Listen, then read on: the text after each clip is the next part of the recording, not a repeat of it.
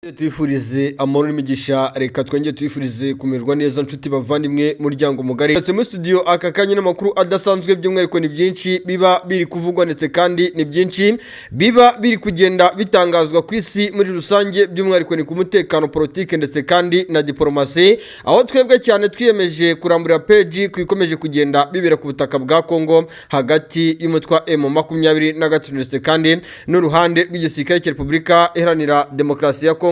Tugarukanye cyitwa updates, tugarukanye cyitwa amakuru adasanzwe.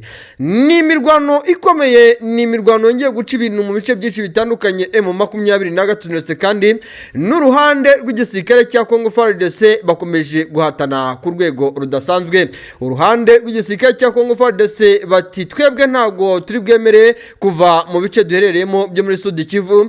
M23 nayo ati turemera dukore zero operation turemera dukore icyitwa 1 zero and tactics operations cyangwa se dukore icyitwa imirongo y'imbere idasanzwe cyane dutangatange uruhande y'isike cya Kongo FARDC babaraza kwisanga bavuye mu bice duherereyemo. N'urugamba rukomeye, n'urugamba karundura, n'urugamba simusiga, n'urugamba rukomeje kugenda rugaragara mu misozi ya hano muri Fizi aho umutwa M23 ukomeje gusatira imisozi yegereye ahitwa za Baraka. Ni nyuma yuko uruhande rw'igisirikare cy'u Burundi ndetse kandi n'igisirikare cy'abafatanyabikorwa babo aricyo FARDC bo bakomeje kwereza imisada iri guturuka hagati mu cyaga cya Tanganyika, ariko M23 nayo igira iti nta kibazo bakomeza badeploying ibyo bikoresho bari kuzana ni misada bari kutugemurira, nta kibazo bakomeza badeploying ibyo bikoresho bari kuzana ni ibije kudufasha cyane ku mirongo y'imbere ku rugamba. Ni mu gihe kandi igisirikare cy'u Burundi cyongeye gukara ndetse kandi no gukarata kivuga kiti M23 MRDP twirwaneho ibice bari gufata byegereye Fizi kuba bari kugerageza gushaka uburyo bwose bushoboka ngo bakontrole icyaga cya Tanganyika. Ibi ni biri bushyire mu kaga ibice bya hano mu gihugu cy'u Burundi, biraza gushyira mu kaga Imakamba, birashyira mu kaga Irumonge, birashyira mu kaga Ruyigi, birashyira mu kaga ahitwa Cankuzo. Ese ibi bintu biraza kuvugwa gute? Turaza kwigarukira mu misozi wa Rikaremba bwire ibice byinshi bitandukanye. Turagaruka iburinga tujye ahitwa mu misozi yegereye Byungu, twikoze ahitwa Nyenzira, tumanuke gatoya ku muhanda w'utunationali 529 ahitwa Kabamba n'ahitwa mu misozi yegereye ahitwa Busisi. Icyitwa za FDLR zikomeje kuryamira amajanja zivuga ziti abo turi kurwana nabo baravuga urimo Kinyarwanda, natwe turavuga urimo Kinyarwanda. Hatari sana rero duhatane nabo tupopa moja, kandi gahunda dufite tunapambana na hadui yetu. Ni mu gihe kandi M23 nayo ivuga iti hatari sana tupo pamoja kandi sisi tupo pamoja kandi tunapambana na hadui yetu. None se ku ruhande rwa M23 ko ari kwitaba FDLR abahemu, ni mu gihe kandi FDLR nayo iri kwita aba M23 abahemu. Ni nyuma yuko M23 yagabweho ibitero mu misozi itandukanye muri teritwari ya Masisi.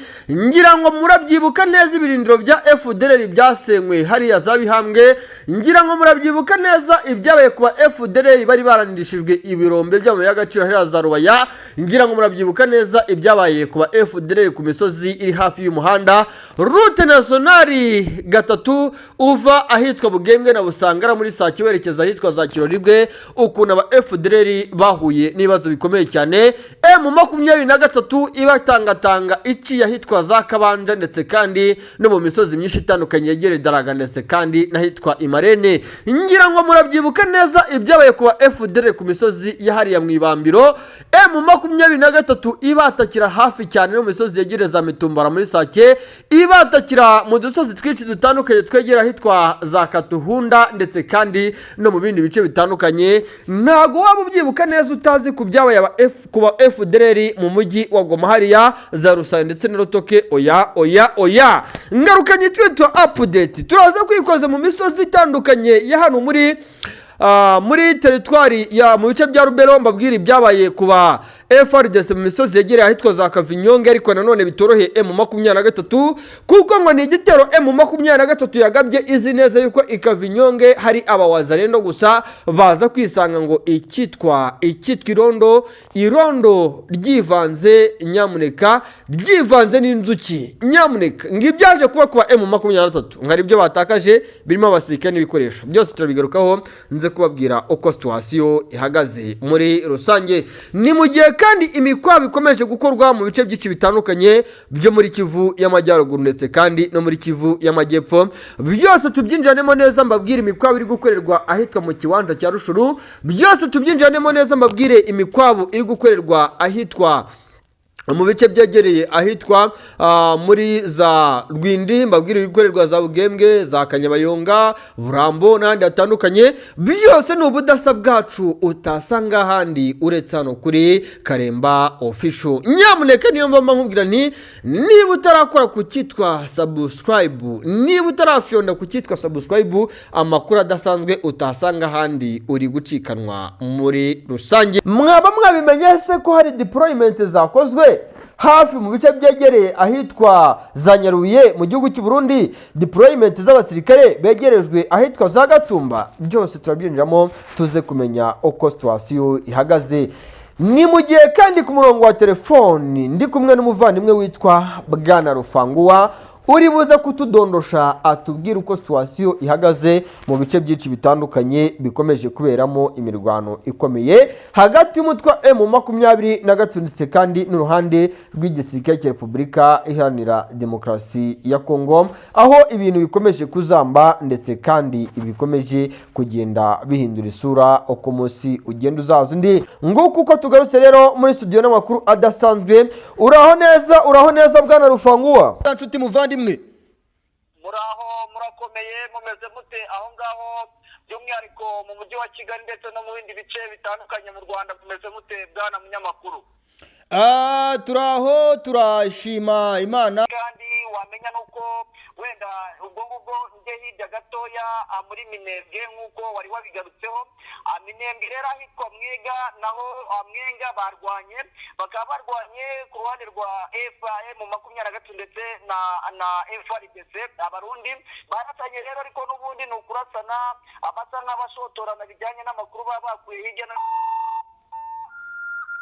nakubwira ko uko kurasana ibidasanzwe byabaye usibye ko ari gushotorana ni ukugendera ku makuru yumvishe yabereye ahandi bakagerageza kurasa kuri M23 n'abarundi ndetse na FARDC kugira ngo barebe ko bagana ngayo nguko niko bihagaze magingangaye. Yego urakoze cyane kandi ukomeze udukurikiranire ibiri kubera muri ibyo bice, ayandi makuru ze kuyadusangiza mu nyuma, ariko nanone rwose tukubwira tuti witonde cyane aho hantu kitwa abawazarendo ntago barahashira nyamuneka, kandi kukumva uri kuvuga ururimi rw'ikinyarwanda mu buryo bweruye cyangwa ubundi none bakubona mu ishusho y'ubunyamakuru urabizi yuko batakorohera kuko urabizi yuko amategeko aho ngaho ntago yubahirizwa. Ntago naharara nanjye ubuzima ubwo mundirimbi aheza mu ijuru nk'uko abanyarwanda bajya babiririmba Bwana. Ntago hano biba byoroshye kukumva gusa uvuga ikinyarwanda niyo ryaba ijambo rimwe uragizira.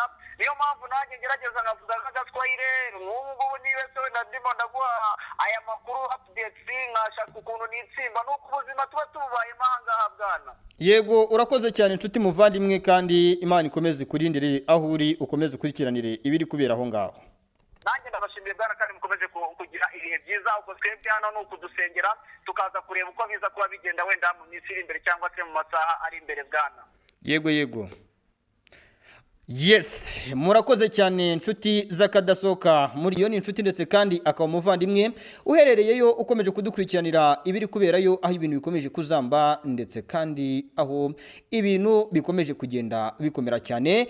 Uko umunsi ugenda uzaza undi, uko isegonda riza umunota uza, turagenda dukurikirana tubabwira tuti kubana natwe, gukora subscribe ni ingenzi, like, share, comment ni ingenzi, tukamenya aho ibintu byagenze neza no bitagenze neza, maze ubundi tukagaruka muri studio n'amakuru adasanzwe utasanga ahandi